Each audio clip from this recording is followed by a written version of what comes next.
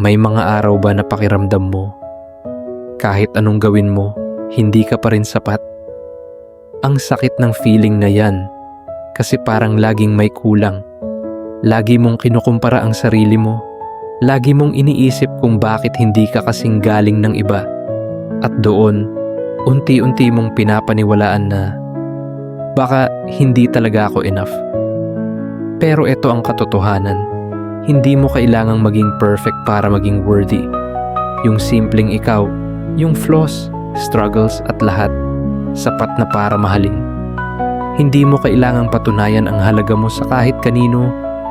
Ngayong araw gawin mo ito. Tumingin ka sa salamin at sabihin mo, I am enough as I am today. I don't need to be more for me to matter. I deserve love and peace now.